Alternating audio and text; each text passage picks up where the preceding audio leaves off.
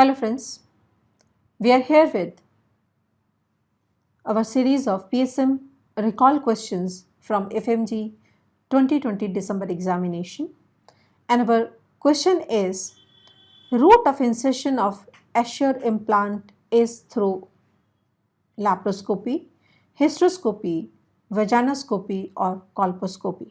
Now you could see in this image there is one implant is shown which is present bilaterally in the interstitial portion of fallopian tube. Now here the question is that which is the route for insertion of this implant.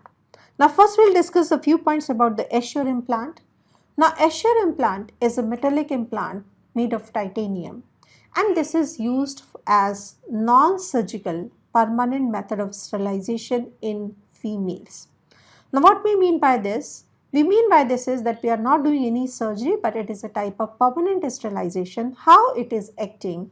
When we are inserting it in the both the cornal ends through the hysteroscope, it is causing the inflammation and fibrosis at the cornal ends, and because of this fibrosis it is causing the bilateral tubal blockage, and that what we need as permanent sterilization method, that there should not be any passage for transfer of gametes, either the ova or sperm. So it is preventing fertilization, and we are not doing any surgery, removal of the tube. That's why it is called as non-surgical method.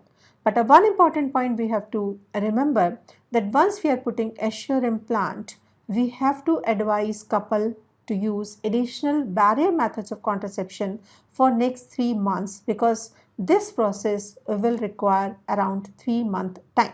Now coming back to the question, that what is a route of insertion? Now laparoscope is the scope of the abdominal cavity, and if you are trying to put this implant through the laparoscope, we have to pass through the femoral ends of the fallopian tube. Then we have to pass through the fallopian tube, and it will be very difficult to reach up to the interstitial portion. So it is not possible through laparoscope. Now hysteroscope is the scope of uterus. We can visualize the interior of the uterus, and yes, through the hysteroscope, if we are entering inside the uterine cavity, and then we can put this implant bilaterally on the cornal ends passing through the tubal ostium. So this is method of insertion of Escher implant.